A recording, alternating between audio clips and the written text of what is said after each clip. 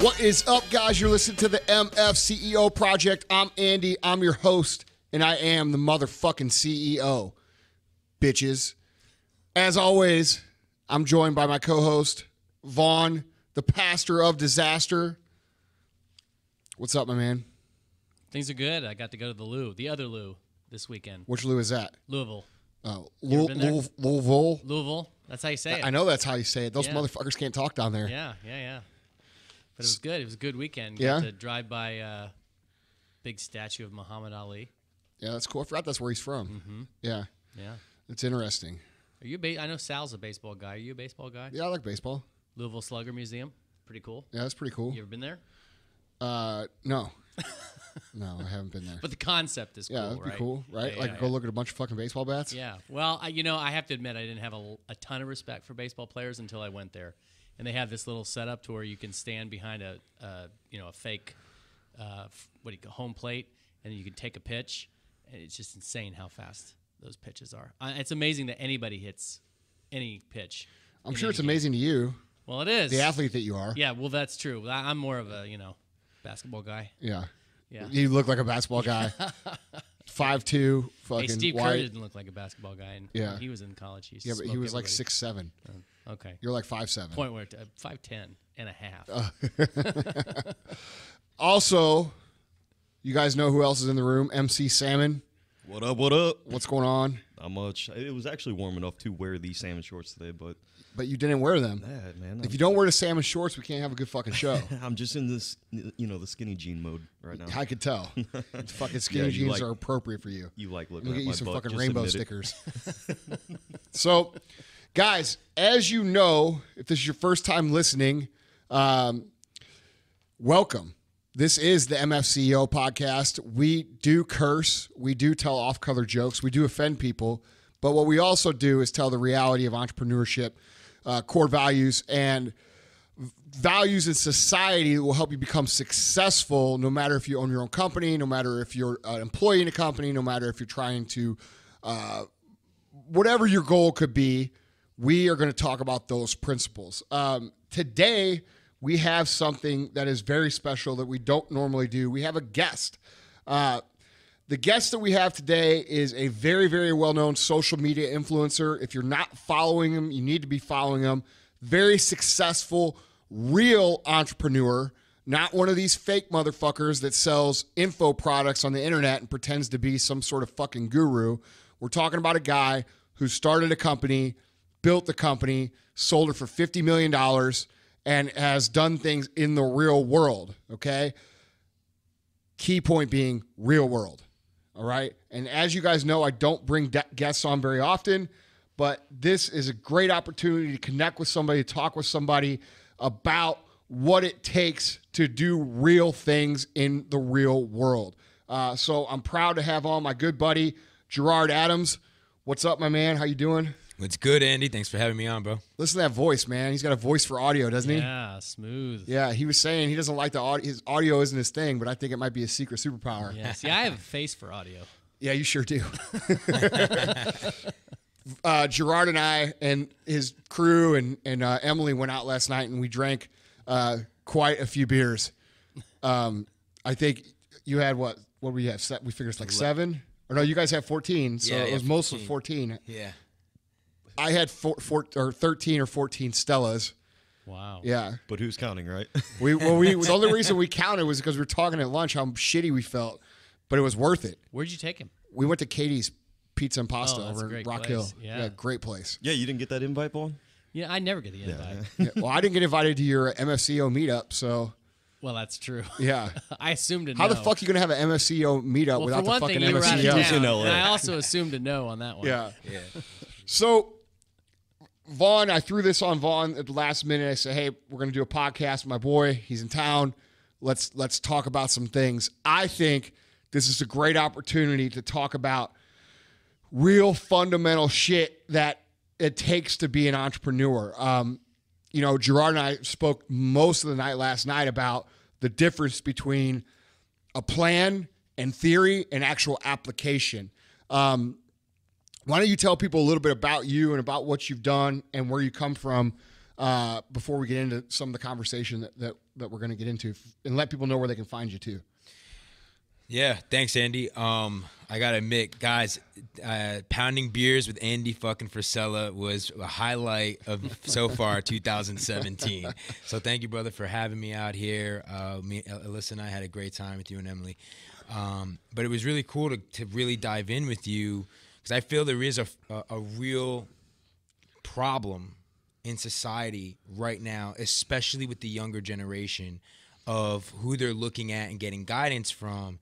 For as far as like real role models, especially in the entrepreneurial world, what people are considering success, and I feel that I relate to you in an aspect that, like, I did grow up at a time where I didn't grow up into social media. I grew up with, hardworking American parents that, like, I saw work their asses off. My mom 7 days a week at a supermarket. My father worked for Prudential, like, to provide for me and my sisters. And I owe it, I owe it all to them. But, like, growing up, they instilled in me very early on old school values. Right.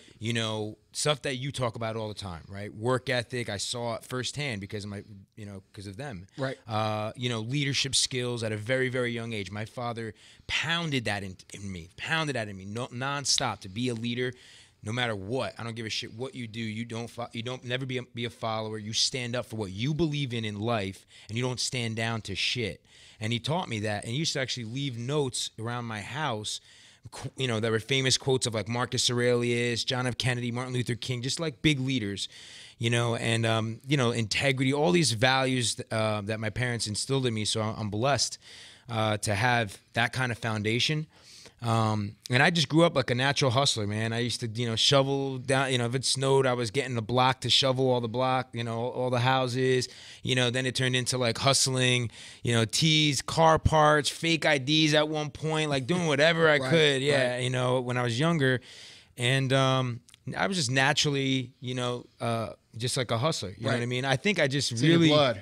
yeah, it definitely was in my veins. And, I was definitely motivated because I wanted to take care of my parents. I wanted to kind of, I saw them, what they did, and I was like, man, I want to go to a new level for our family and, like, help my parents after everything that they've done.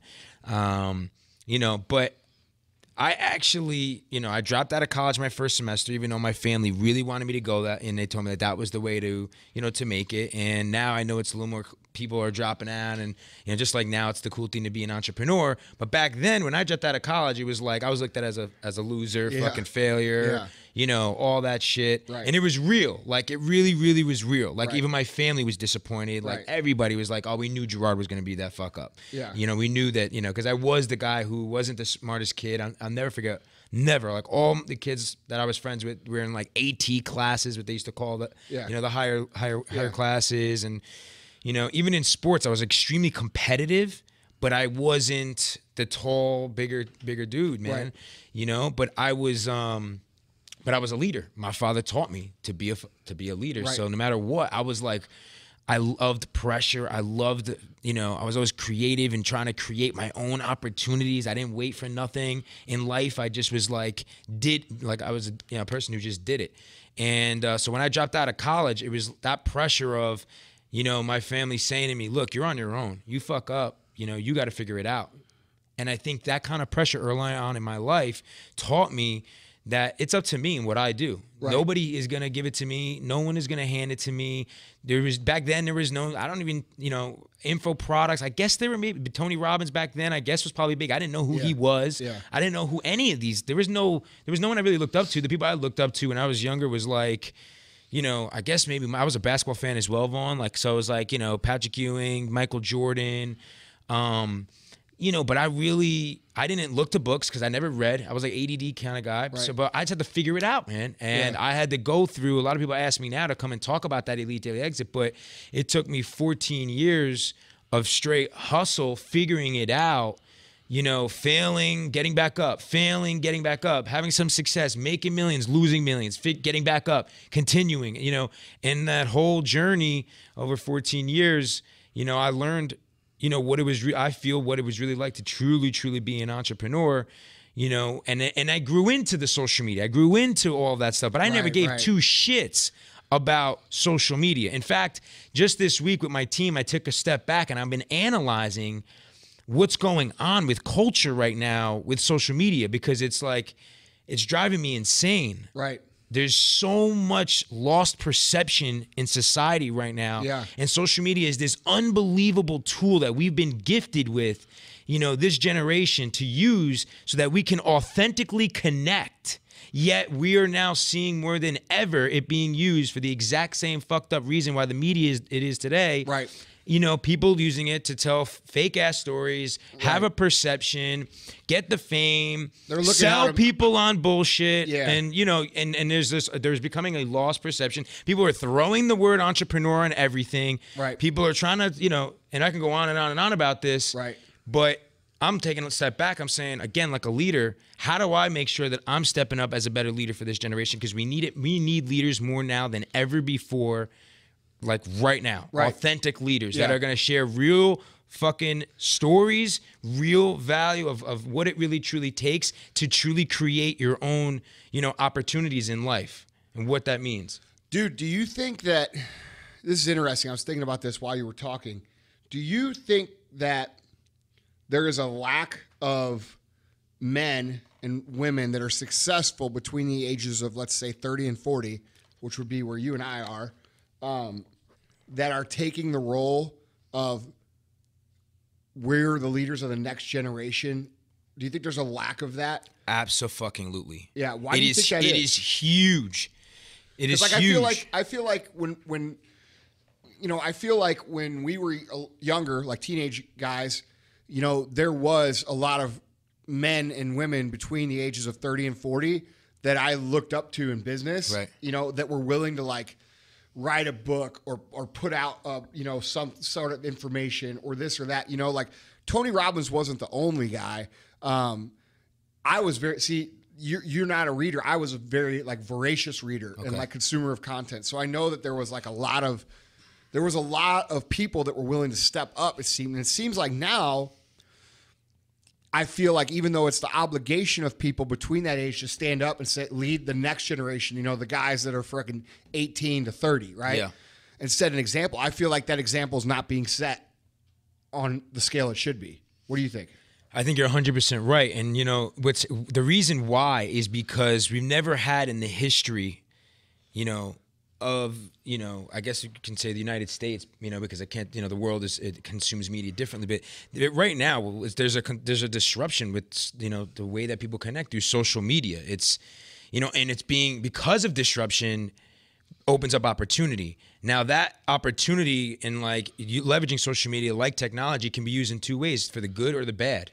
And a lot of people are leveraging it to take advantage of it, right? To for today, for today, right. For the for those wrong reasons, right. Rather than being really coming out, the people that are that should be the role models coming out and leveraging it, so that there's the right people to look up to. Right. If that makes no, totally. I think what we're seeing is a lot of people. I think when you get any new tool, right? This is going to be a weird analogy, but you guys will know what I'm saying. If you listen to the show before, I just kind of say weird shit sometimes. All right, all the time. when you have something new, it's always like the criminals that figure out how to fucking utilize it first. Yeah. You know what I mean? They take the new tool and then run with it, and they figure out all the things about it, and then it comes back to legitimate use. Yeah. And I feel like I'm not saying that there's fucking criminals out there. Right. I'm saying that there is inauthentic people. There are people who are pretending to be something they aren't. There are people that are making a living selling things that they aren't qualified to sell or talk about. And those people are not the real people.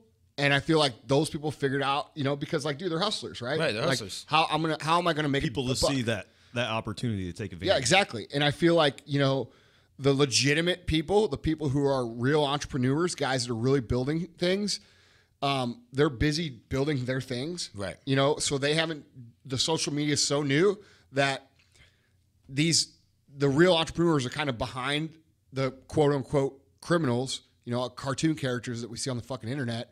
Right. That so they're not having the millions of followers just exactly yet. right, and they're and they're not in the game, so to speak, as much as some of these other dudes have learned how to manipulate the system and manipulate the tool, and it is kind of scary. And at the same time, we have this huge younger generation right now that's right, dude, coming right up, looking for it. They're seeing these motherfuckers, and they're trying to be just like these dudes, and it's like, dude, I can't tell you how many 19-year-old fucking life coaches I see on the internet. Yeah. Like, dude, bro, calm down. Let's build some shit. You know what I mean? Like, it's entrepreneurship is the meaning of entrepreneurship is getting so lost that it's almost like, like you said, when you dropped out of college and you say, "Oh, I'm an entrepreneur, I'm gonna do something," people used to look down on that. Now I feel like it got accepted. Now I almost feel embarrassed to say that again. Yeah, but back then I got to say I didn't even call myself an entrepreneur. Yeah. See, people are doing things because they want to be called entrepreneurs, or they want to say they're entrepreneurs because they're looking for some kind of maybe to prove themselves right now. Entrepreneurship doesn't mean no job. You know what I'm saying? Like, just because you don't have a job, you don't get to call yourself an entrepreneur and be something. Right. Like, what are you creating? What are you building? Right. What are you contributing? What kind of value? What kind of solution? Who are you impacting? Those are the things that make up entrepreneurship. Right. And it's big. It's bigger than yourself. Yeah, it is, man. And like we talked about earlier today, we were talking about, there's always the plan, and then there is the application of the plan.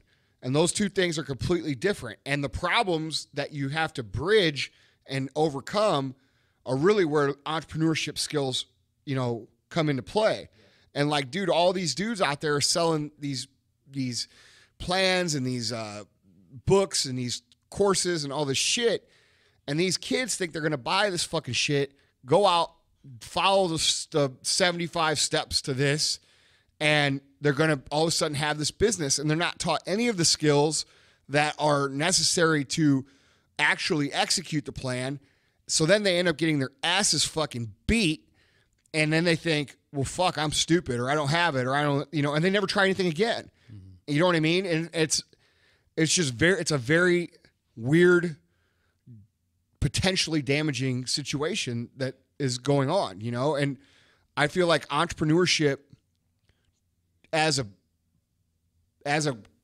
career deserves better representation than what it's getting. 100%. Gerard, before we go on, since we are talking about the issue of being a real entrepreneur as opposed to a would-be or a fake entrepreneur, I think it'd be helpful if people knew some of the things that you've done. I was really impressed reading about like Elite Daily and Founders. So why don't you give us like a quick rundown of what you got going right now? So after I did drop out of college, the first thing I wanted to do was create a solution to the very first problem that I had. And I still use that exact same method today as an entrepreneur, right? That's simple.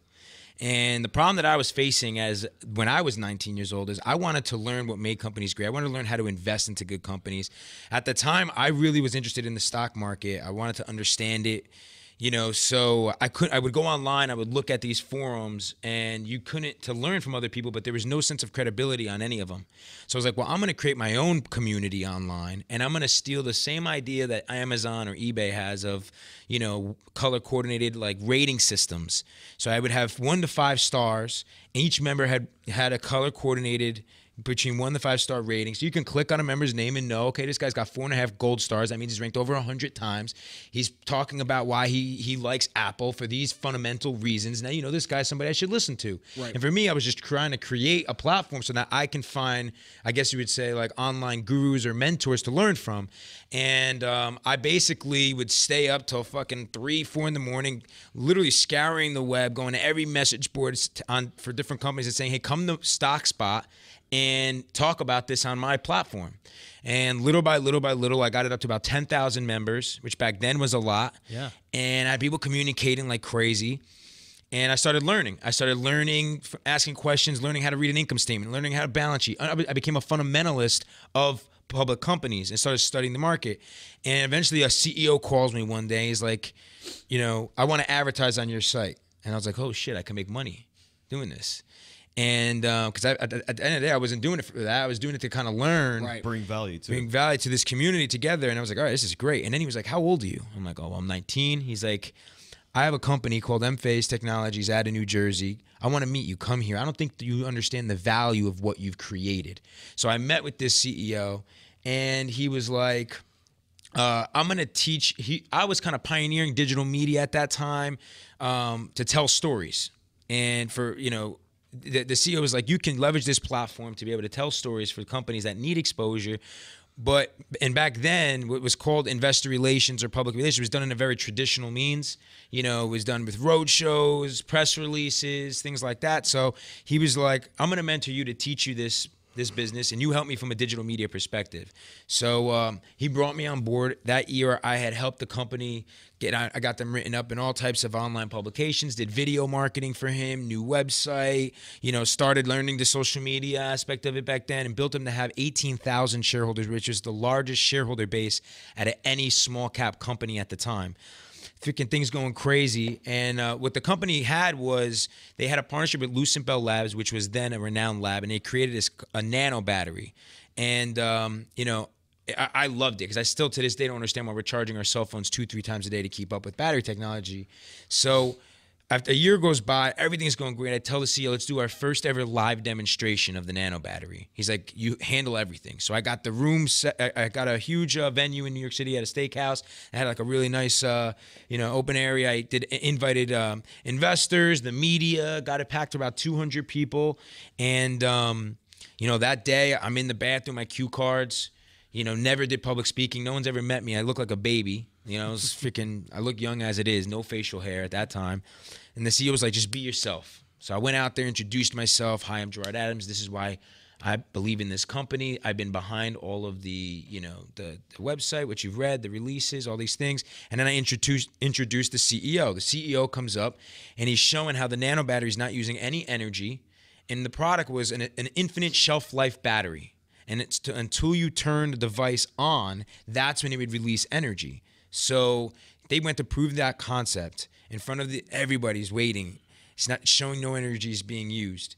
He hits that button to prove out this concept, and crickets. Doesn't work. Wow. So in front of everybody in the room, everyone's like, what the fuck? Everything. And I'm sitting there like, oh my God, all this hard work. And you're going to tell me you're not prepared to make sure that this thing is going to work?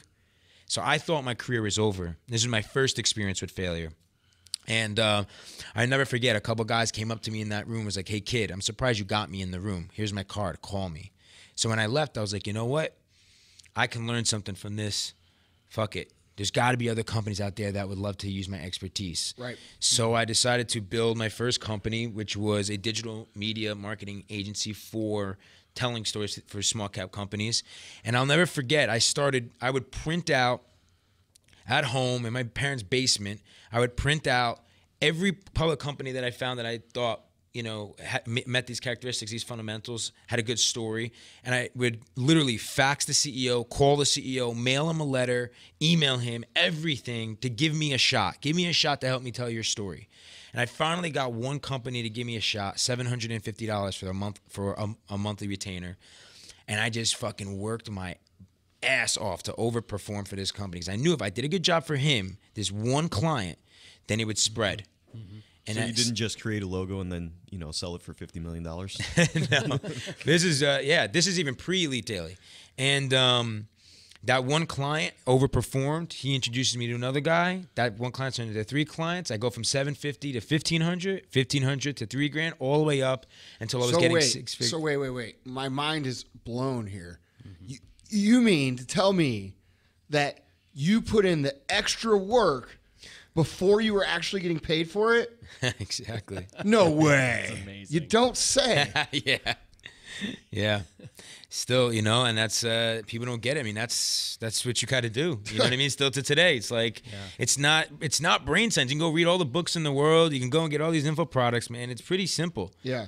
You know what I mean? Do more than you get fucking paid for. Yeah. Period. I'm curious about your website. Did you build that yourself? So what happened is I built out that agency to about $10 million in revenue. I was about 24 years old. This is how it led to Elite Daily.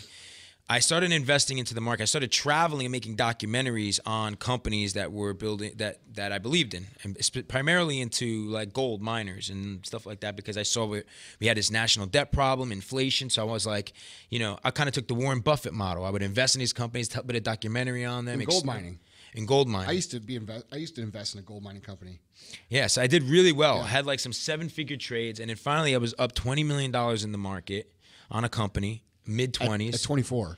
And man, at that time I was living life, man. I was like traveling the whole country, getting villas everywhere, like top MGM Grand, like, the G Suite. I had, the Bentley, the penthouse. I thought I had it all figured out. I thought I was invincible, man. And this is when I finally found out about my ego. Yeah. And the market crashed. If you remember the recession, I lived through that. My father got fired. My mom ended up getting out of work, and around that time, and I had lost everything in the market. I was up 20 million, boom. And I'll never forget my ego getting hit, and I was like, what the fuck am I gonna do now? And I had to sell my car, all this stuff. And then my mother told me a story that changed my life at that time. She basically told me how when my grandparents immigrated, that they lived in a studio apartment. That apartment caught on fire. They lost everything. And at like 14 years old, my mom had to go get a job on Canal Street in the middle of the winter in New York just to make a little bit of money to help my grandparents put food on the table. She was like, if I was able to do that, and now you got this roof over your head, you better get out there and do it again. So I was like, shit, that was the only motivation I really needed. So at that point, I was like, well, I have a passion for content. I'm good at this. Everyone in my generation's paying attention to Kim Kardashian and Jersey Shore, all these reality TV shows, but no one's paying attention to the economy. So I started doing documentaries on the economy, and I did one on the student loan debt crisis at the time, because all my friends now are graduating from college. And they can't fucking pay their bills. They can't pay their bills. They got student loan debt. They can't get a job. So I exposed that, got some coverage on TV, and at that time, my intern, was like, hey, I'm interested in creating a millennial publication around business. So he's like, let's create this website, Elite Wall Street. And I was like, fuck that. Wall Street's tainted. Let's do something bigger. We start looking at the market, we're like, all these publications have been handed down to us. Let's create a publication that's for the voice of Generation Y, for millennials, by millennials, in every vertical, from business to health to dating to lifestyle to luxury to you name it.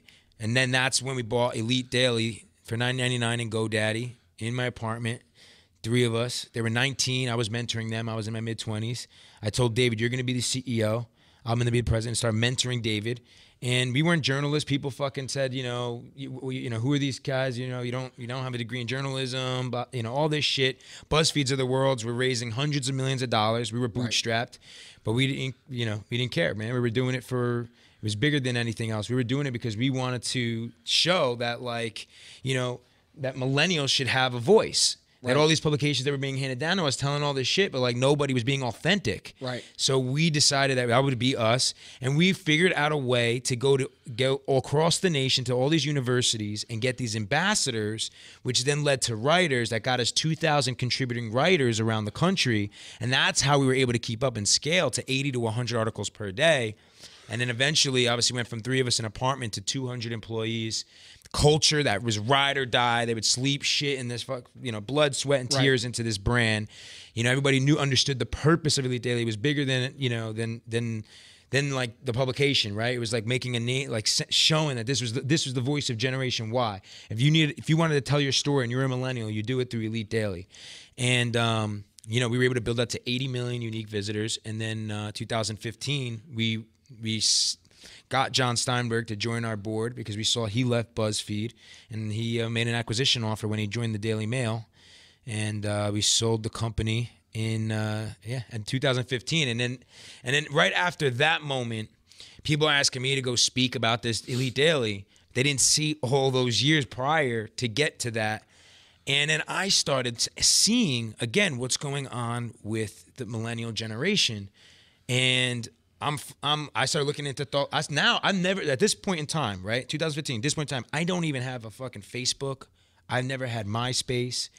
I didn't give a shit about me. Right. I only cared about my team, my brands, my businesses. Right. And then what happened was when I finally sold, I was like, fuck, man, now what? I sold my baby. I didn't want to sell. I was the blocking vote. But we were looking at the industry and how Facebook there was some uncertainty, how they were changing algorithms. And so we did the deal.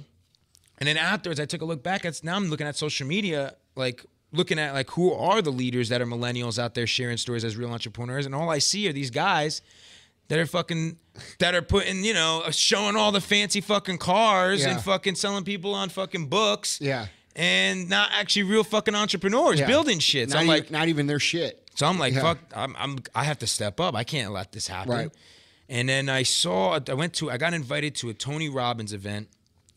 I went, and then when I saw this guy, the number one thing I took from him, I was so taken back. But the number one thing I took was, success without fulfillment is the ultimate failure. That was this quote that just like got ingrained in me. And I'll never forget. So I flew to Silicon Valley. I got ranked in tech and stuff like that. I'm speaking in Silicon Valley, and I'm seeing these ecosystems that they have there to support entrepreneurs that are starting off that I never had growing up. Right. But I'm seeing how powerful it was. And I was like, damn, why aren't we building those kind of ecosystems nationwide, especially in inner cities? So that's when I started formulating this idea of founders to build a brand that when people do want to become real entrepreneurs, there's a place that they can go to that's not just online shit, like a place they can go to get a part of a culture and really truly be in an environment that's gonna fucking be like, picture like an entrepreneur like military boot camp. Right. You know, and I spent many months, a little over 6 months, building a curriculum of if I were to go back and teach myself at 19, 20 years old, what I had learned through all those years, over 14 years, what would that look like? So I ended up building that in a place.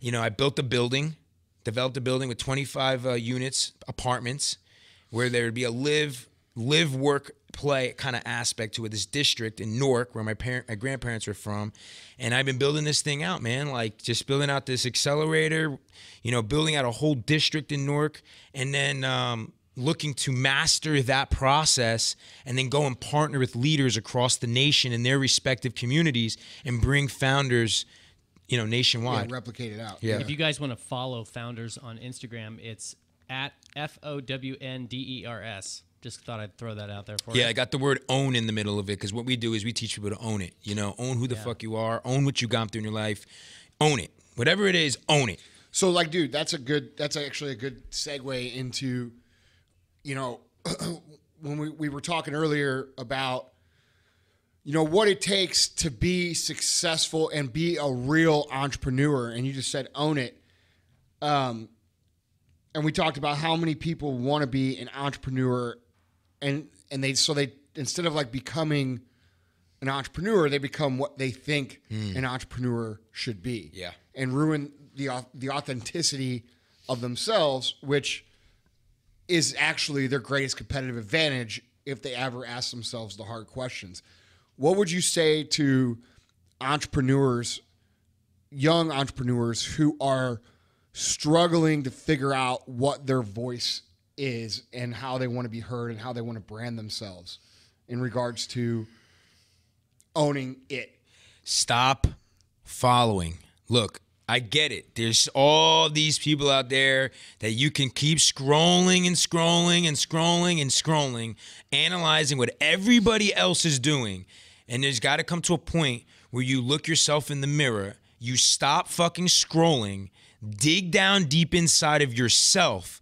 I always say, like, most entrepreneurs, the problem is that they focus on the external. You know, they're looking at everything else. Right. They got to start looking internal. You know, I challenge you. Stop following everybody else. Stop thinking that anybody's going to give you the answers. They're not. Everybody has their own strategy. Everyone's figured out in different ways. We all have a story. I look at entrepreneurship as like I have a passion for also art. Like, I feel like, dude, it's your life. You know what I'm saying? You got to fucking paint your own picture. You're going to have to learn. You have to figure this shit out. There's no perfect right path. So it's like, I would tell you, if you're a young entrepreneur out there, you know, stop looking at everything else around you as what you think success is and trying to replicate, and start being authentic to who you are, what you've been through, what you want in your life, and then just start fucking taking action. It's that simple. Start putting it into play. Stop worrying about what everyone else thinks. Stop looking for everyone else's opinions and everything. Just start doing what you want to fucking do, and literally, I would tell you also focus. Like, we as a generation have a problem with focusing. Everyone wants to, all over the place, and there's procrastination because of it. Starve your distractions, feed your focus, do one core fucking thing right, and do that consistently over and over and over and over again, and don't fucking stop, and don't fucking look back. Dude, I think what you said is super, super important regarding the focus aspect. We talked about this a couple weeks ago, Vaughn, on the MFCEO podcast that we did, and I'll just bring you up to speed on what I was saying. We actually talked about this at lunch a little bit. Simon Sinek did a interview regarding millennials, and we kind of dissected that and did a podcast around his remarks on that. One of the things that he says that I don't agree with is that they have short attention spans, and they have this and they have that, and he was saying it in a way that it makes millennials sound like as if there's something wrong with them. But you have to think about it like this. You and I have been brought up, and Vaughn, you too, and Tyler, you too, everybody in this room has been brought up in the pre-social and post-social era. We kind of grew through both of them. And we know that not everything is instant. I remember having a fucking beeper. I remember not having a fucking cell phone. I remember when cell phones came in a fucking bag, okay? And then they had car phones, which were attached to your car. My dad had that. Yeah, dude. And like, we remember all this shit, right? Yeah. Like, that's the innovation of communication. Like, you and I and all of us can remember those things. The sound of logging onto the internet. Yeah, dude. Yeah, right, exactly. Netflix. Like, dude, but these kids don't remember that, dude. Like, they've been grown up with high speed. They've grown up with every single thing they need on the touch of a screen of a fucking 6-inch device. That's unbelievable if you really think about it. It's so, like, powerful. When you think about patience and what is required for you to build patience, they have had that really kind of limited from their scope of development just by the way that the world is. So is that their fault because they have a hard time focusing, or they have a hard time missing patience? I don't think so, because how the fuck can you blame somebody or expect somebody to have something when their entire environment doesn't provide that? Yeah. So when you say, like, just what you just said about focus, it's so important. And this goes for older people too, but it's so important to realize that, like, dude, it's not about trying to do 10 things or 12 things or 3 things or 2 things. It's about doing one fucking thing. And it's about doing that thing better than fucking anybody, and doing that one thing long enough to where the rest of the people who are trying to do that one thing get their fucking asses beat by you and quit. And then guess what? You're fucking winning. But people don't do that. They think that entrepreneurship is about 3 ideas, 6 ideas, 10 ideas. Oh, dude, I got all these ideas. Bro, that doesn't impress me. Does that impress you? Hell fucking no. What impresses you? Yeah, man. Someone who's able to say, I'm going all in, like all fucking in, 110%. No matter what the fuck it takes. Yeah, just on this vision. This is going to work. And like, dude, like when I talk to people who are successful, and I talk to my friends who are successful, and like him and I sat down and drank a bunch of fucking beers last night, but no matter how many beers we drank, did we ever think, oh, we're going to do all these ideas? No, we continued to talk about his founder's project and my fucking project, okay? We talked about First Form. We talked about our podcast, obviously, and our content, but everything revolved, we didn't go off of these fucking wild paths. Like we're like, dude, you need to realize, and Gerard's been through the fucking shit, so he knows this. But dude, that one idea that you're trying to like consider as an option is going to take all of your fucking effort, all of your heart, all of your energy forever to make it succeed. So why the fuck are you trying to do 3 of them? Yeah. Because if you do 3 of them, you're cutting your energy into thirds, which means you don't have enough to make any of them work. And you're going to get fucking beat. Dude, there's no question, because the ones you're competing against, you have 3 things, and then each of those 3 things have competitors. Those motherfuckers are going all in like it's their only way to survive. And you can't beat somebody with 30% energy who's putting 100% into it. It's just the way it is. There's all kinds of other factors too. Dude, zero option mentality. Like, dude, when you don't have any other options, guess what? You'll figure out creative ways to make shit work. You know, it's that's what being an entrepreneur is, being resourceful, pivoting. Solving problems as they come. Yep. Being the fucking captain of a ship that is in the middle of a fucking storm, dude. You know, like Captain Ahab with the fucking, or whatever, Gordon the fisherman, fucking fish stick Gordon. Like, we're on the motherfucking boat, bitch. I think that's what makes it fun. That's what makes fucking entrepreneurship so great. That's we talked about this. Remember, yes, just man. fucking thriving when it's all fucking It's not done. the money. It's the little bitty victory. It's seeing that fucking iceberg coming at the ship and missing it by a fucking hair and be like, fuck you, Mr. Iceberg. You know what I'm saying? Like, dude, you can't understand that unless you've been through it. And like, I think what you're saying is so cool because, and I agree with it 1,000%, which is no surprise because we've talked about this before, but it's such an internal to external process. It's not an external to internal process. Like a lot of people say, fake it till you make it. So they go out and they put a fucking suit on and they try to get the nicest car they can drive and they post a picture of fucking 10 grand on the fucking internet. It's all the money they have.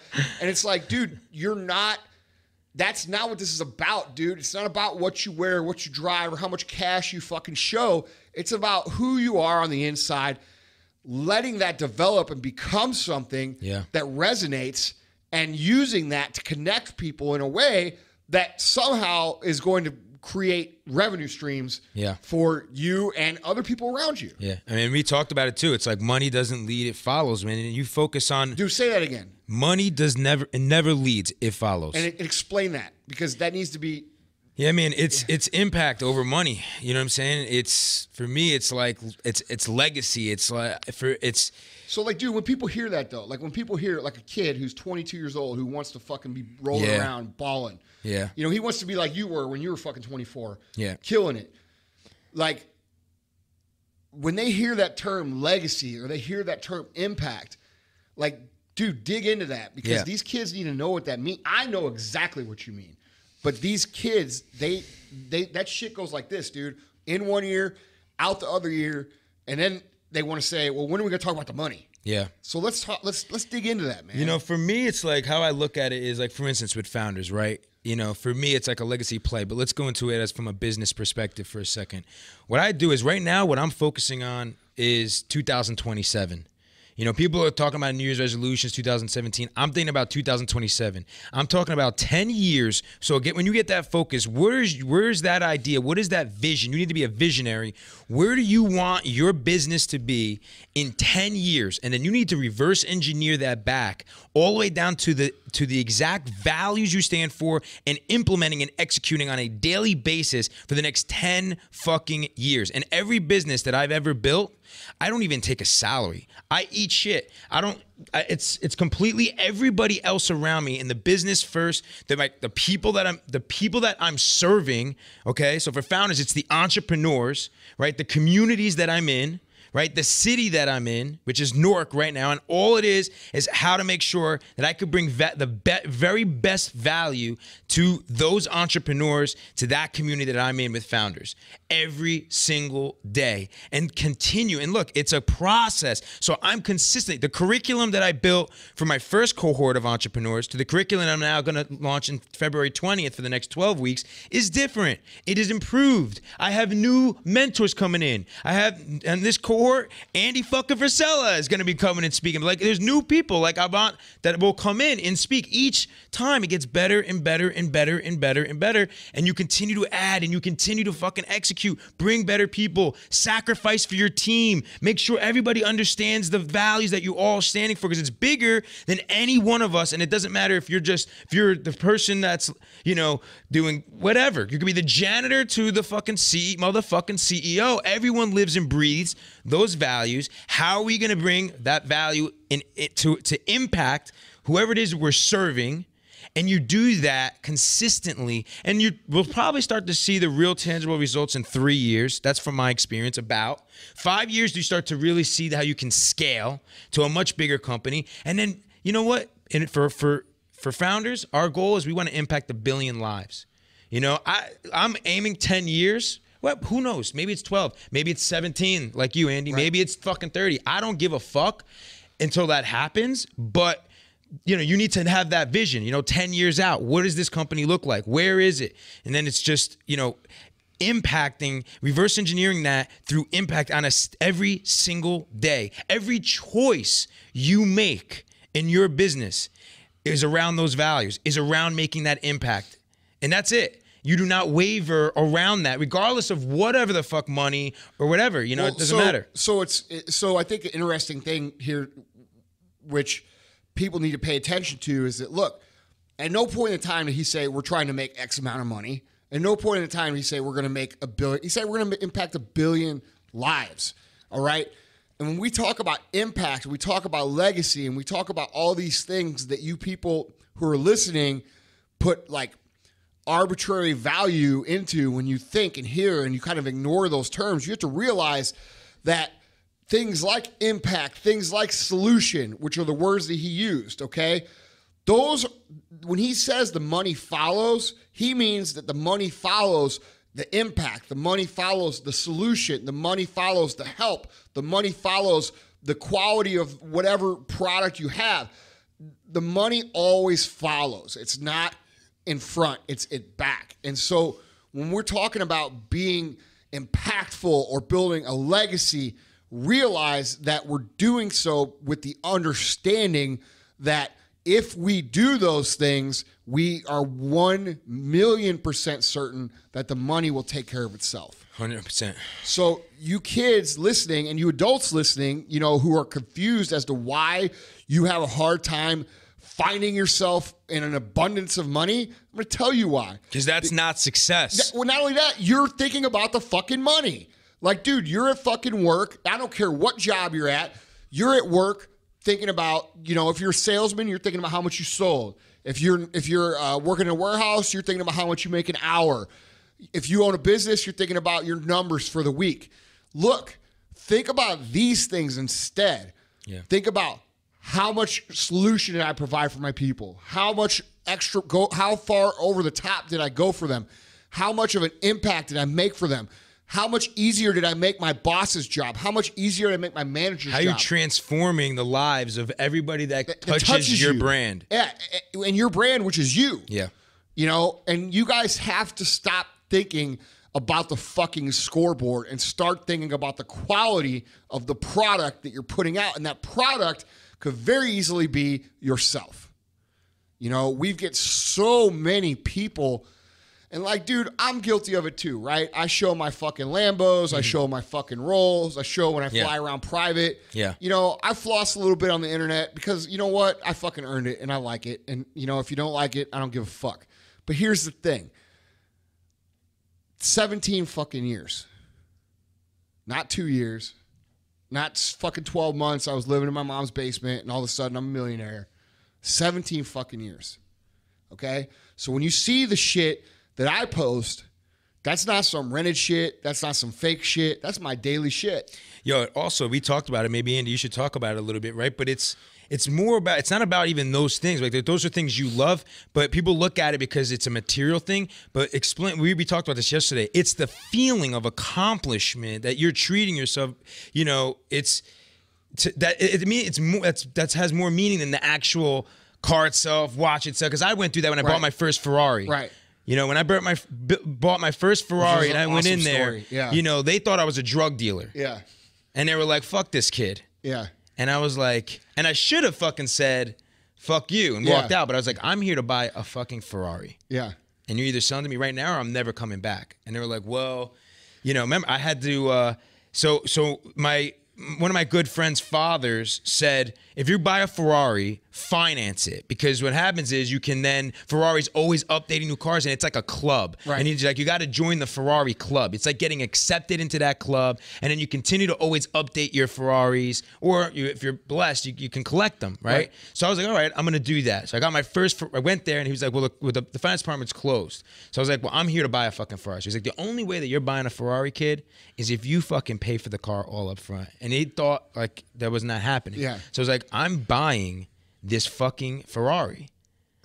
I came here to buy a fucking Ferrari. So I'm like, he's like, well, I have dinner with my wife. I said, well, I'm telling you right now, you're coming with me to the bank. Otherwise, I'm never coming back here. So I took him. Now, in that time, it was on a weekend. My bank was closed on the weekend in Jersey. So I drove him, the salesperson, all the way to Manhattan to the bank, took out a fucking certified check for, I think it was $325,000.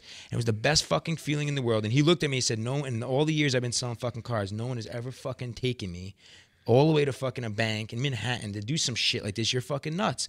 Went back to that dealership. It was the best feeling in the world. And I left there fucking with so much, I felt like so much pride. Like I earned this thing. It was more about the fucking car. Yeah. I fucking worked my balls off. Yeah. You know, for fucking I think it was probably like 10 years. It was like 2010 when it was when the 458 Italia just came out. Yeah. It was right before I had the fucking that stock thing happened. But the best feeling was driving down that fucking highway, gunning it down that highway, that fucking feeling of thrill and fucking accomplishment. And I earned this. It was a dream that came true. Yeah. You know, I didn't give a fuck what people thought of me or the pictures and the likes. No, it was more about for me. Yeah. You know, that feeling. Yeah. And then I drove right to my fucking parents' house. You know what it felt like to pull in the fucking driveway? Actually, I do. Yeah. But that's what people don't realize. Yeah. It's not It's like you're fucking showing amazing. off, man. Right. Those are fucking things you put in the fucking sweat and you earned it. Right. And I don't care. It could be anything. It could be anything. Do whatever meaningful to you. Yeah. Right? Yeah. You know, so. And dude, when I was young, and I still am motivated by material shit. Like, there's nothing wrong with that. Like, a lot of people like to shit on that idea that, like, there's something wrong with wanting material things. There's nothing wrong with that. Where it becomes a problem is when you start putting those things in front of everything else. Yeah. You use that as like your way of showcasing what success is. That's not, that's a, you know, like we talked about. Right.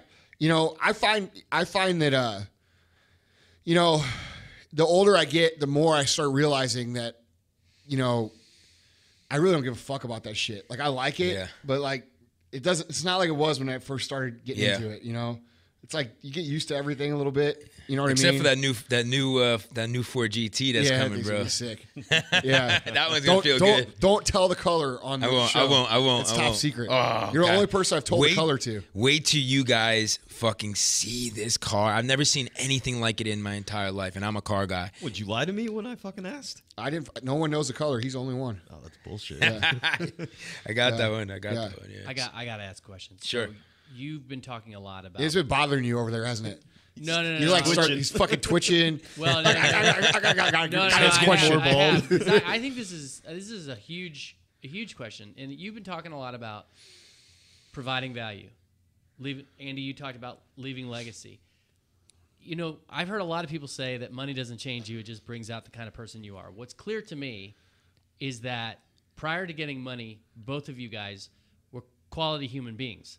And the money, over time, you realize that the money ultimately wasn't going to make you happy. It's all the things you could do with it. And yes, you agreed that you said that material stuff isn't bad. But you also referenced the kids that want to just be ballers. What happens if a person like that, they're just not a good person? I mean, how do they become, in your mind, how do they become a good person to therefore be motivated by the things that you guys are saying? Because I feel like you guys can talk all you want, as long as you want, about, no, you got to be motivated by legacy and you got to be motivated by value and provide, solving people's problems. But reality is there are people out there that are just D-bags. Yeah, and you know what I'm saying? Like, how? Yeah, but what if somebody here's listening and going, okay, so like you're familiar with like the concept of natural selection? Of course, yeah. Okay, right? Yeah. All right, so, and I definitely, Gerard, you give your take. This is my take. Yep. Okay. It's like natural selection. Okay? When you're a fucking douchebag and you're in it for your selfish reasons, you're in it for yourself, you're all about the bling bling, and that's fucking it. You don't give a fuck about anybody. It's very hard to build success. Because to build success, you can't do it on your own. You have to have people who are genuinely interested, genuinely committed, genuinely engaged in what it is you're doing. And if you're a fucking dickhead all the time, and people are going to be, even not all the time, even if you're good at hiding it, people are going to eventually see you for what you are, and they're not going to want to work with you. They're not going to want to help you. I have like a little analogy I use for it, that like climbing the ladder of success, right? You can only get so high before the people that are genuinely belong on the ladder of success will kick you down the fucking rungs for being the wrong kind of person. And dude, I've met a lot of fucking successful people, and I know you have too. A lot. And almost all of them understand the concepts that we're talking about of providing a solution, providing quality, providing value, so to speak, and doing that not only with their customers, but with their employees. Just the way they live their lives. Dude, all the self-made guys. I don't know anybody that is self-made that is a selfish SOB, because, dude, the problem is, well, not the problem. The truth is that back in the day, because there wasn't social media and there wasn't transparency and there wasn't all these easy ways to access people could create this alternate. They could be dicks and still be successful because nobody saw them, right? But nowadays, like you posted about this a week or two ago, do you think it's possible to be successful without social media? Yeah. I think you can, but it's going to be limited, Yeah. right? It's not going to be on a global scale or even a national scale anymore, because people want to buy from fucking people. And if you're a dong bag and you can't fucking, you don't represent the right shit, you don't have a good heart, you don't treat people right, you're all in it on your own, it doesn't take 20 years for people to find out. It takes fucking 20 days. Okay, so my follow-up question for that, though, is of all the people that you know that are successful, that are these quality people, did any of them start out as horrible people and have that moment where their conscience was pricked and they're like, oh, I just think it's like a learning curve. Like, I think it's what's called new money. I think if you're like that, you're new money. Like, I was like that. When I made my first money, when I was new money, I was I thought I was like this, I was a little schmuck, you know what I'm saying? I thought I was too cool for fucking anything. I had all this money. I wanted to buy things for the wrong reasons, for showing off. That happens. I think when you see people like that, to me, I just look at them and I just kind of nod my head like, man, coming, you're bro. just new money, bro. It's coming, bro. It's coming. You know what I think? And when I say I mean fucking karma. Because it's going to smash your fucking face in. Yeah. We talked about that last night, too. Yeah, for sure. And I would challenge them, like, why don't you, for once, instead of going and doing something for yourself, I challenge a person that's listening to this, if you're like that kind of person, the next time you want to do something for somebody else that's in need. Like, for me, it's like, see how it feels for a second not to put yourself first and take somebody else that actually maybe needs that mentorship. It doesn't even have to do with money. And actually put some effort into trying to transform somebody's life genuinely. And then when you do accomplish that, let me know how you feel then. And then compare the two. That's what I would say. Because I think that's when you realize, holy shit, again, success without fulfillment is the ultimate failure. And I think when you start to actually truly impact lives and not worry about just the money, like there's a sense inside of like, so many people, of wealth, Gerard, of real wealth. That so many people think that it's one or the other. It's money or it's making an impact. Right. When in reality, it's impact first, then money. Yeah. And people don't get that. Like, it's not. And I think that comes from like people thinking money is morally wrong. Right. You know what I mean? Right. You think so? Absolutely. Yeah. We talked about this before. Like it's not this or that. You can have both. Yeah. And nothing is cooler than having both, because when money you have is the important. means, you can fucking do some pretty badass shit for other people. Fuck yeah. Absolutely. No, good thoughts. Good thoughts. So I had America. this conversation. Fuck right. Yeah. So Fuck yeah. I had this He conversation. loves the 4GT video. Oh, cool. Best cool. fucking video We watched it at of lunch. 2016 is Andy Frisella's 4GT video to Ford. The application video. Ford, if you're Appreciate listening that, to 'cause this, we you did need that to in, like, an sponsor. hour. I told her that. I We said did that in made like that an like hour. Even though like it from like a filmmaker standpoint, like Yeah. a lot of things bugged me about it because I couldn't put more time and effort into it. But Dude, that was for like rock star. for like an hour or two, like I'm okay with it. We're gonna put that in the Leaders Create Leaders episode that we did with Andy here. Everyone listen, if we got a real thank you again, Andy. Tell people about how they can follow you. And, Sure, brother. And watch your show and your social and everything like that. So I launched a series. I wanted to differentiate myself. I always want to do that as a leader. So I started looking at everybody, and I was like, all right, everybody over here I see is vlogging and stuff like that. How can I be use content a little differently? So I came up with a series. It's 12 episodes. I did season 1, and now we're on season 2, and it's about interviewing all the modern day leaders of our generation. I travel the country, meet these leaders, and I deep dive into their world. So I tell their whole story from, coming from the bottom, what they went through to get to where they are today, but then also show it, right? Like, I think that we live in this world of like thought leaders. And then I looked at it from the outside. I was like, fuck thought leaders, man. Like, we need more show leaders. We need people to see real entrepreneurship, not just fucking read about it. You know what I'm saying? Right. In theory. So that's what this show is about, is showing people the true entrepreneurship with true entrepreneurs.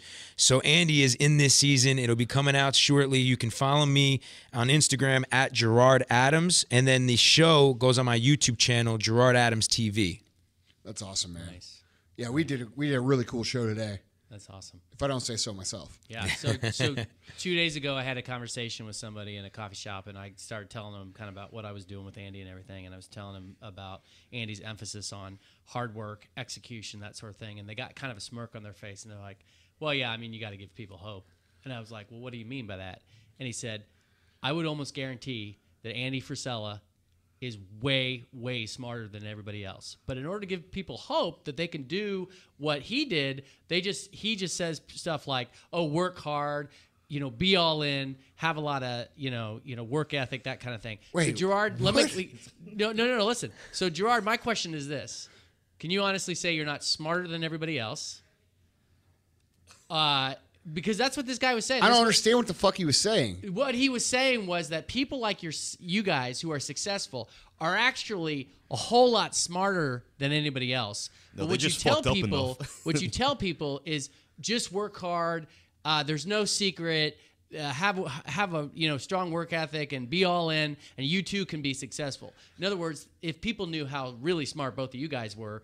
And that's really the secret. Man, to I'll tell you success. what. If I'm fucking on that level of smart, I sure as fuck don't know it. Right. So speak to that, Gerard, because I mean, can you say with a clear conscience in front of God and everybody, you're not smarter than everybody else? 100%. I mean, the moment you think that that's the case, you lose, man. It's we're all students of this game, entrepreneurship. It's a constant evolution, a constant learning, constant putting yourself. Today I learned a shit ton from Andy. It's just about that And sharing. likewise. And Likewise. yeah, it's like Yeah. that, man. You got to continue to build out that circle of influence, building relationships, learn from others. I'm a mentor to millennials, but the reason where I got to where I am today is because I'm a mentee. I'm a student. I'm constantly looking for mentors in my life to help guide me, build long-lasting relationships, which is another thing that I think that everyone needs to realize. Is about building real relationships, not just through social. That's why I try to get out and really put out impromptu meetups together, or go and meet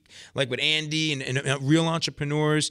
And it's constant, learning. But I could say that. At this point, I do feel like I have a master's degree at least at entrepreneurship at this point, if there was ever a degree for it. But I'm constantly pushing myself to grow and learn. It's just amazing how many people think there is some sort of secret, or that you have some edge Dude, that that's other a people fucking don't. excuse, man. Yeah. That's an excuse. That's something that people tell themselves because they don't want to see the truth. The truth is this. You don't have to be the fucking smartest guy. You just have to be smart enough to not do the same things that are wrong over and over again. And then you've got to be willing to get the fuck up off the floor when you do those things wrong. And if you keep making mistakes, learning from those mistakes, and moving forward, eventually you figure the shit out. Yep. It's really that simple. But so many people either A, don't want to do the work, or B, aren't resilient enough or persistent enough to push through the shit that sucks, which is a lot of it, that they just don't get there. And you know what? Not everybody has to be there. You know what I mean? But to say that you've got some shit that nobody has, or I have some shit that nobody has, is inaccurate. Like, there's lots of dudes out there. I learn from everybody. And I think the difference between people who are perceived as intelligent in their, I mean, there is dudes who are legitimately fucking genius, like Elon Musk, right? Mm-hmm. But like guys like me, I'm not fucking like that. Like, you're not like that. No offense. We're regular dudes. Yeah, for and sure. like the thing is that I think what separates maybe us from this guy, right, is that we are willing to always learn. We are willing to always listen. And as much as I fucking talk, I listen a hell of a lot more. You know what I'm saying?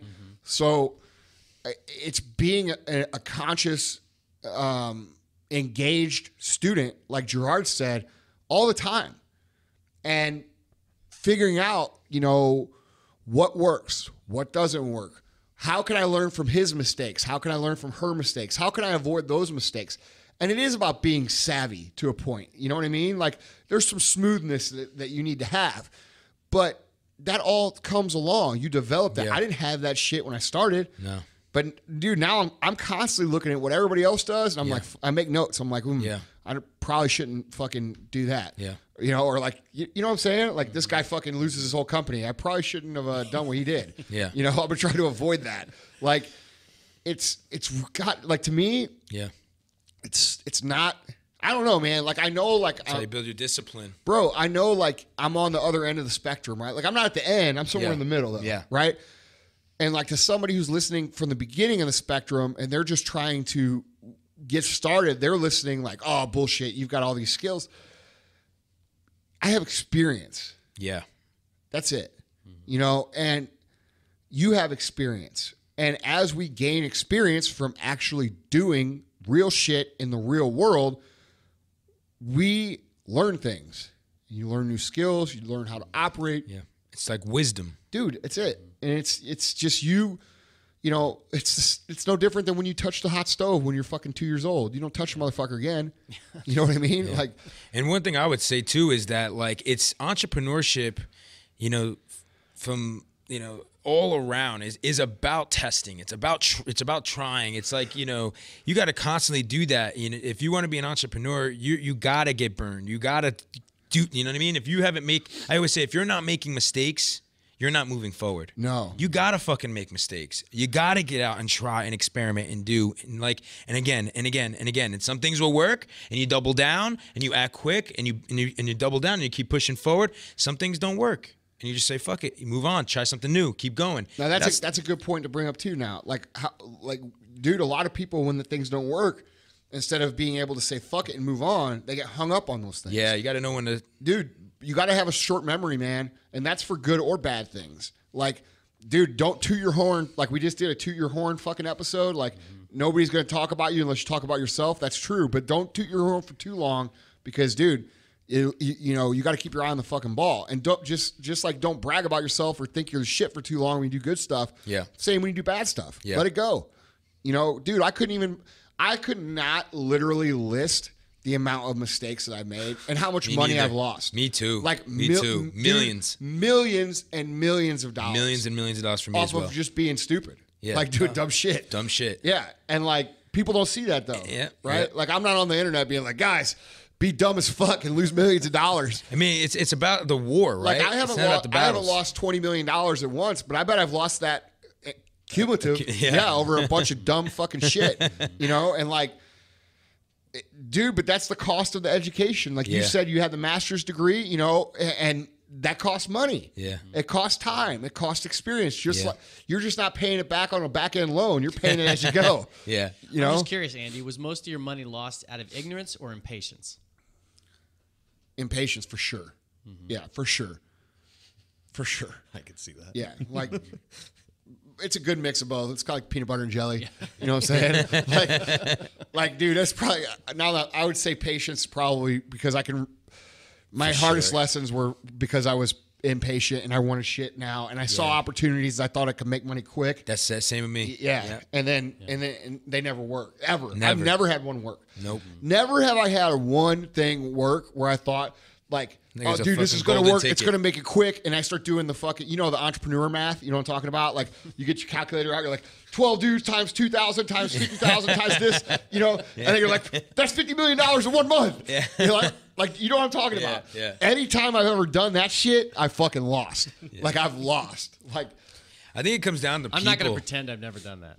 Everybody does that shit. Like, dude, I know you do it because we talk about it here. You're like, dude, all you need is 12 people to do this and that. I'm like, Vaughn, no. Tell a friend, carry the one. Man, let's stop. That you start talking like that, we fucking lose. That's hilarious.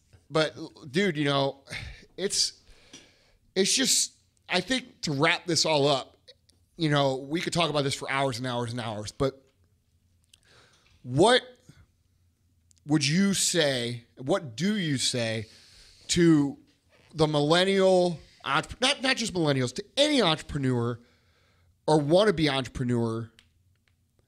What is your number one, and I know number one is going to turn into number 2, 3, 4, 5 because you and I are kind of the same guy here. But what is your best piece of advice to someone who really thinks that entrepreneurship is the route they want to go in life? What would you say? Look, man, bro, I know you think this is the right thing for you, but let me give you a piece of advice. Yeah. How would you fill that in? I would tell them, I would say first and foremost, prepare for absolute war. Know that it is going to be a long, long, long, long journey. And it is going to be the most fulfilling journey in your entire life. But I would tell them, be ready to go into the storm. Be ready to just go all in on themselves. Really, really, go all in on themselves. And we talked about it. We talked about a couple different things. This was an amazing podcast, but don't focus on the money. Focus on looking deep down inside of yourself. Now, before you stop, people will say, "You said don't focus on money. How am I supposed to survive?"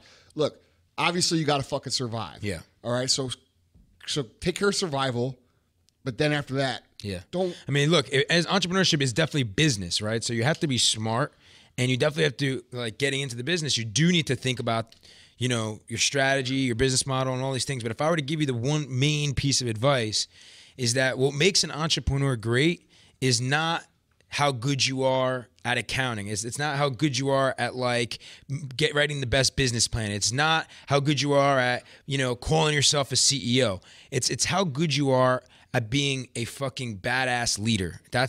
It's how good you can find that leader within yourself. Know that you're willing to go through a fucking brick wall, no matter what stands in front of you. You're willing to fight through anything for what you believe in your life, and that you need to learn how to also care more about building a team. You're not going to be able to do it alone, so you need to be able to be a good leader to the people around you, empower them to become the best leaders inside of your organization, inside of whatever it is that you're looking to build, because you can't do it alone. You need good people around you in all aspects, both personally and professionally. So you need to attract good quality people around you, understand what you're great at, go all in on that, be the best leader that you can possibly be, fight through it all, and surround yourself with other people that meet your values, and share that same fucking passion and drive, and that are gonna fucking ride or fucking die for what you believe in. And you need to and then it's just about, man, taking action, and that's it, battling. When you get knocked down, get the fuck back up.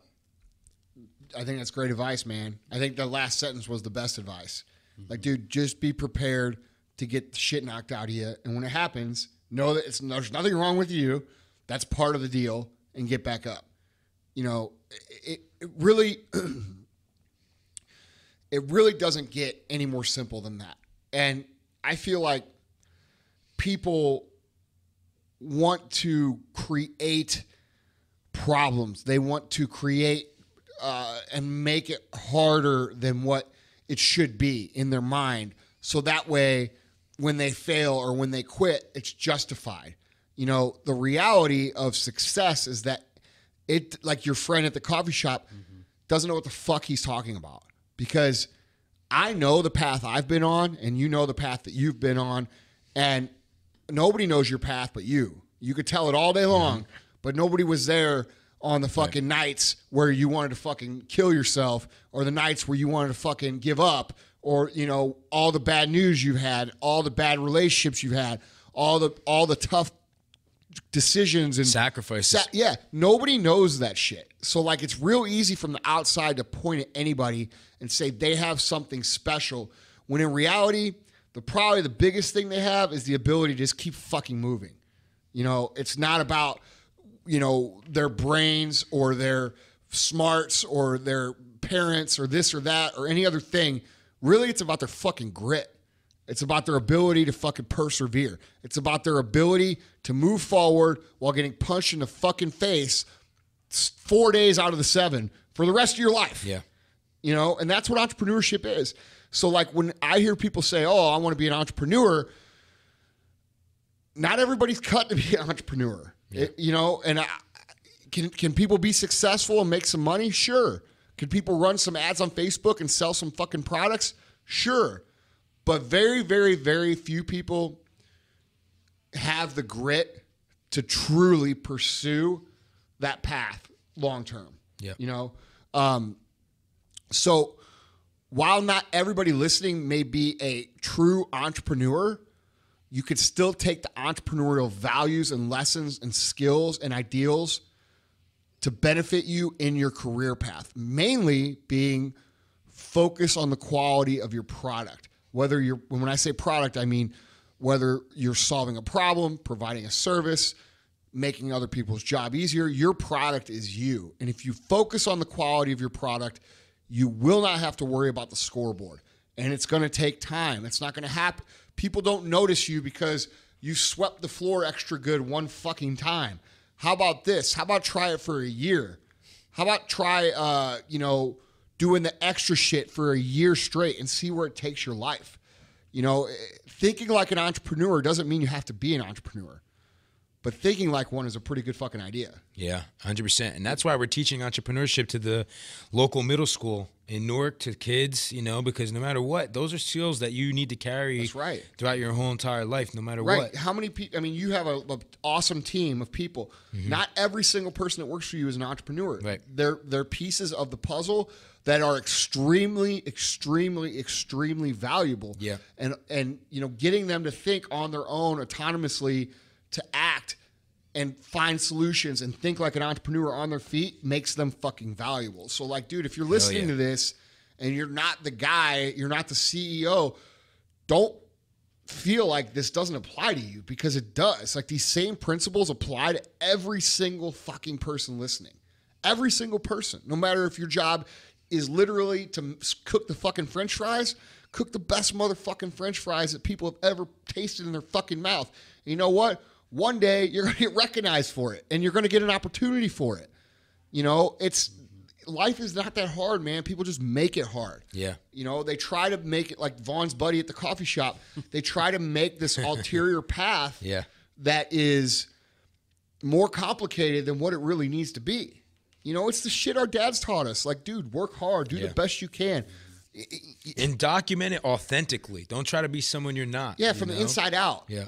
Be who you are in the heart and show that, as opposed to throwing all this shit on the outside and trying to paint, polish a turd. A fucking polished turd is still a fucking turd, man.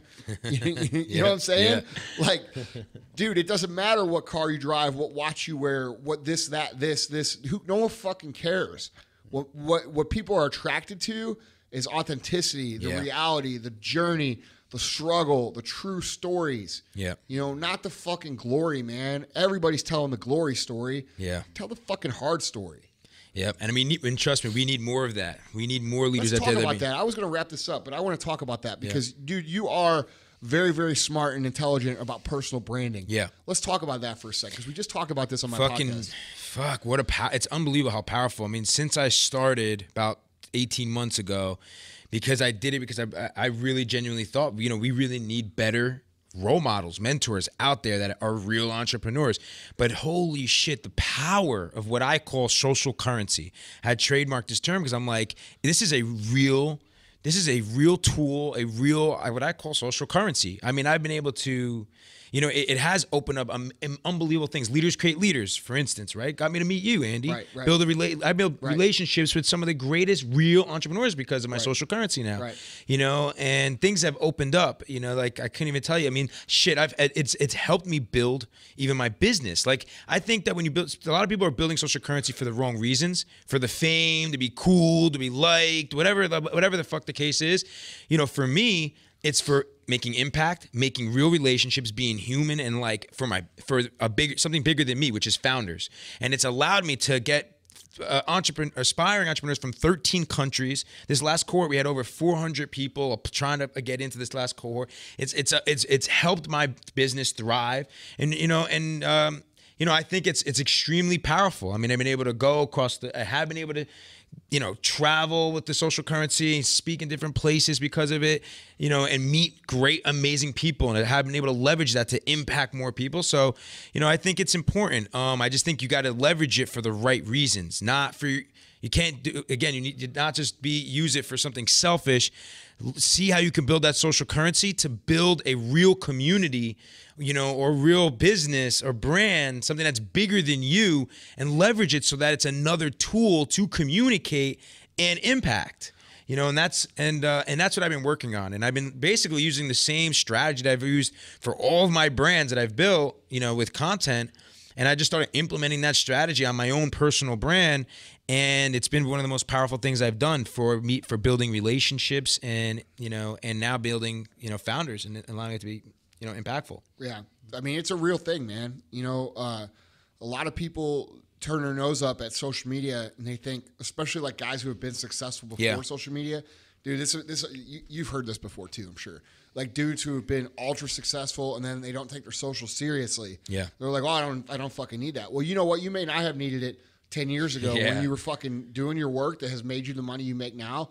But don't fucking confuse that if you don't do it for the next 10 years, you won't be making the money that you're making now. No fucking shot. No.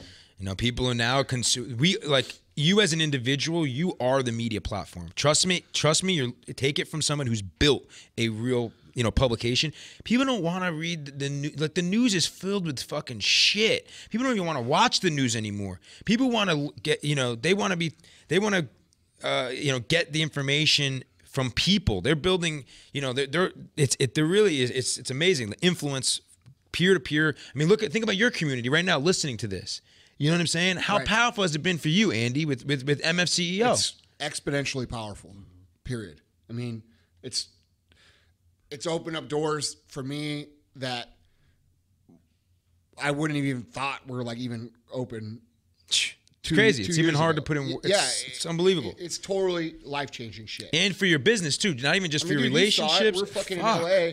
I walk out of the hotel and you've got fucking 10 dudes standing there and they're all like, motherfucking CEO. And I'm like, who the fuck are these kids? Like, it's weird, dude. Yeah. Like, it's like, people say, oh, these Insta famous. No, motherfucker, it ain't Insta famous no more. It's fucking famous. Yeah. You know what I'm saying? It's people. You've got to start taking your brand serious. Yeah. It's not. This is a tool. It's a way to truly have leverage. Yes, man. It's a way to communicate. On an exponential level that never existed before. And this is just the beginning. Yeah. Like, say you only have 500 friends on Instagram right now. That's okay. We all started at 0. Yeah, dude. And we're in the beginning stages. Like, don't think because you only have a couple thousand or 1,000 or less than 1,000 followers that you're somehow left behind, dude. No, this is the fucking first 2 or 3 years of TV. We're still in the first round of radio. Yep. Imagine if The Rock didn't have social media. Would he have the career that he has now? Right. No, there's no fucking way. No fucking way. Yeah. If The Rock didn't have social media, I just don't think social media would exist. No. Yeah, exactly. So, dude, if The Rock didn't have social media, he'd still be doing the movies like Walking Tall. You know what I'm saying? Like that one he wants to forget. Right. But you can't help but watch it when it comes on. I love on. Walking Tall. I love it, dude. I mean, I'm just saying it wasn't the best movie. Yeah. Like, it was just okay. Well, while we're on that topic, we do have people who listen to the podcast that inexplicably are unaware that you actually do short videos on your IG. So why don't you once again share your connection? Guys, I do. If you guys aren't following me on Instagram, I do like little mini podcasts there almost every day. So it's at Andy Frisella on Instagram. That's where I do most of my content. And if you're liking the podcast, if you don't have an Instagram, fucking create one and follow me, and I guarantee you get content out of it. So, yeah, man. What else do you have going on, man? Like, what else you want to talk about? Fuck, man, I'm focused, dude. Yeah. Like, I'm focused, man. This is it for me. So it's just like building out my community. I think it's bringing in interesting value. how focused and all in you are on one project when there's Yeah. all these dudes who have never built fucking anything. Yeah. You know, like, dude, doesn't it like it's Yeah, almost it does kind of. It really does fucking irk me. Like, it does because it's almost arrogant. It's Yeah. like, bro, who do you think you are that you So could do part- 5 things? Yeah. That, you know, when it takes all of me and I built Yeah, shit to yeah. do one thing. So it's like part of me gets pulled in a direction where it's like, fucking like, I'm concerned. Yeah. Like again, I'm concerned about the influence in which our generation, this next generation is coming up, and who they're being influenced by. And then on the other side, it's like, okay, like I always said, pressure is a privilege. So it's like that puts more pressure on guys like us. And all the men and women out there that have actually really truly built something. It's like you have a responsibility at this point to step up. To start building that social currency, start getting out there and spreading your story, talking about it, spreading those lessons. We need better leaders out there. We need better role models out there. So and shit, hit me. I'll help you. I mean, Yeah. I will help you. If you're a real entrepreneur out there and you're like fucking, oh man, I don't know, and you're questioning. He'll help you listen, tell the story. I'll help you. Hit me up. But it fucking irks me that there's so many people out there that are leveraging social media for the for selfish reasons, for the wrong reasons.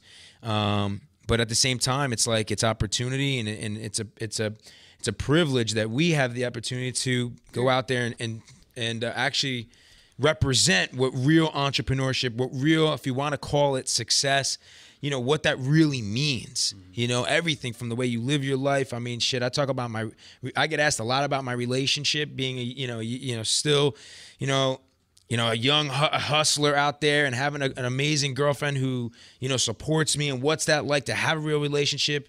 Andy, we were so inspired by you and Emily and your wife and how you hold each other down. Last night, it was just like, to us, we love that, dude. Like, that needs to be shown more, man. Like, success is, it's business, but man, it's like, you need to have that support system. You need to have that person that's in your life that's going to help you, support you, love you, fucking like want to build an empire with you, family, all that shit. That matters. We need to see more of that shit. You know what I mean? So, I don't know. I'm excited for the opportunity to help be a better role model, man, and I'm blessed to have relationships like you, bro. Well, dude, likewise, man. Loved having you on the show for sure. Loves the energy, man. It's got good energy. Yeah, I got to ask one content question. What's that? So Gerard, you're putting out content that's very, very high production value. So I'm curious, is that something that people absolutely have to work toward in your opinion, or tell me your approach to content? Absolutely not. I mean, I take obviously I take a lot of pride, but look, this has taken me, I think I did my first documentary. I've been writing since I started my career, but I did my first videos and documentaries back in like 2008. Mm-hmm. You know what I'm saying? Like close to 10 years. Mm-hmm. You know what I'm saying? So it's taken me a long time, and like getting to the ability of having a good team that can put out that kind of production value. But no, you don't need that. For now, man. I mean, with the iPhone today, you can literally this thing. Like if I had this thing when I started, like when I was fucking 18 years old, if I had this smartphone, fuck, are you kidding me? Mm-hmm. Like, man, I'm excited to see what this Gen Z is gonna fucking create. I mean, they have the fucking everything in their fingertips. Like, it's a powerful thing. You don't need to have, the best fucking camera anymore. All this crazy equipment. You just authentic content. Yeah, it's got to be fucking real. Which is real easy to do. It's just taking the courage to be yourself. Yeah. Yeah. Yep. Cool. Well, guys, make sure you're following Gerard. Hit up with the Instagrams. Gerard Adams. Okay, at Gerard Adams. GerardAdams. He's putting out quality content. Dude travels the world. He's always doing cool shit. Like I always tell you guys, if you want cool social media, go be fucking cool in real life. And this motherfucker's as cool as it gets. So thanks for being on the show, brother. Thank you, brother. Yeah. Thank you. Really appreciate you coming on. All of you. Thanks, Gerard. Thanks for having me. And we'll catch up with you guys next time.